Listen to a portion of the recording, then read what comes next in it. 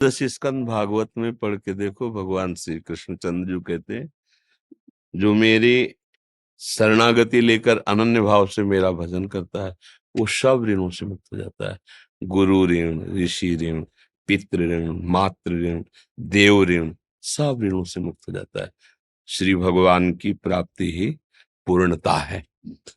छोटे मोटे ऋणों की बातें तो जैसे गृहस्थ धर्म में है, ब्याह हुआ, अब बच्चा नहीं हुआ, अभी उसके धर्म की पूर्ति नहीं हुई, मान लो जीवन भर बच्चा नहीं हुआ और उसने वैराग्य लेकर भजन नहीं किया तो दुर्गति को प्राप्त हो जाएगा। अगर बेटा हुआ है, सतमार्ग में चल रहा है, तो उसके पितरों को भी पिंड और जलांजलि आदि के द्वारा तृप्ति मिलती है। पर अगर भजन न करे तो बेटा भी होने से कोई परम पद थोड़ी मिल जाएगा, नरक ही जाना पड़ेगा।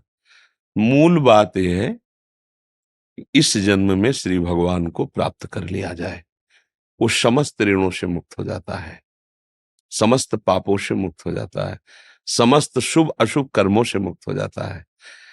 पर शास्त्रीय विधान के अनुसार है कि जिस गृहस्थी में रहकर यदि संतानोत्पत्ति नहीं हुई तो पुत नाम के नरक की उसको प्राप्ति होती है, उसके पितर नरकवासी बनते हैं शास्त्रीय विधान के अनुसार।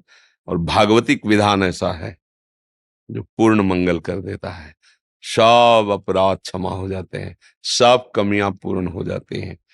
श्री गोकर्ण जी ने एक श्लोक में उपदेश किया कि जीवन का परम लक्ष्य क्या है।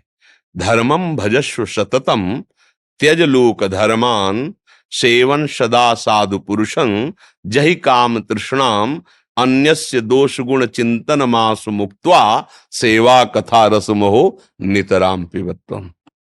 पुत्र प्राप्ति के लिए बहुत प्रयास किया आत्मदेव ने, तब किसी सन्यासी महात्मा के तप के फलस्वरूप उनको फल मिला। फल उन्होंने अपनी पत्नी को खवाने की चेष्टा की पर उसने नहीं खाया, वो गाय को खवा दिया।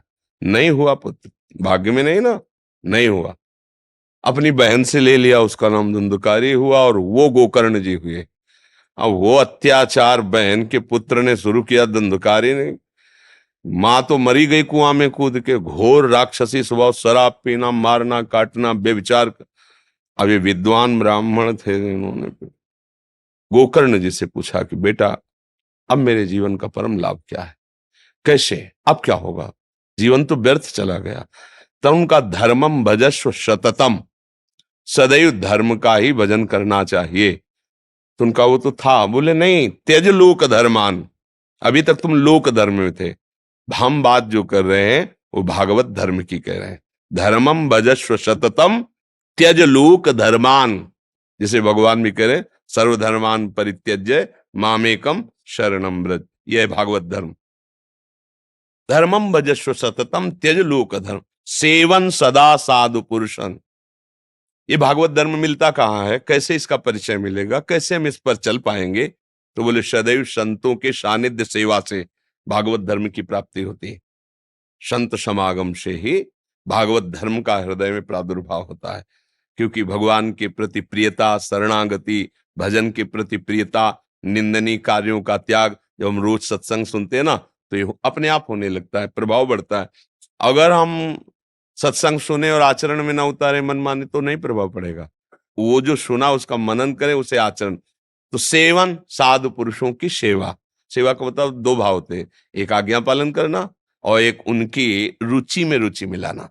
आज्ञा पालन, जो उन्होंने कह दिया उस पर कोई भी हमें तर्क नहीं करना, आज्ञा शमन सुसाप सेवा। और दूसरा, वो जो उनकी रुचि क्या है, उनकी रुचि देखना, मनोनुकूल चलना उनके, ये सेवा का स्वरूप यही है। हाथ पैर दबा दिया, मनोनुकूल नहीं हो, आज्ञा पालन में, वो सेवा नहीं मानी जाती। और साधु पुरुषों की सेवा में जो बाधा पहुंचा देती है वो कामना और तृष्णा है। जही काम तृष्णाम, कामना भोगों की, भोगों की भोगे हुई वृत्ति, जो तृष्णा पुनर्भोग भोगने की, अगर ये वृत्ति बढ़ती गई तो साधु संग नहीं टिक पाओगे, भाग जाओगे। तो जय काम तृष्णाम, कामना और तृष्णा का त्याग कर सदा साधु पुरुषों की सेवा करने से, आज्ञा में रहने से भागवत धर्म का प्रादुर्भाव होता है, लोक धर्म का त्याग हो जाता है। अब भागवत धर्म चलने पर, भागवत धर्म में चलने पर सावधानी क्या है? अन्यस्य दोष गुण चिंतन मासु मुक्त्वा, किसी दूसरे के ना गुणों की बात करो ना दोषों की बात करो। तात सुनो मायाकृत गुण और दोष अनेक, गुण या उभय न देखी, देखी सो अविवेक। न किसी के गुण न किसी के दोष, तो क्या देखना है? भगवत भाव।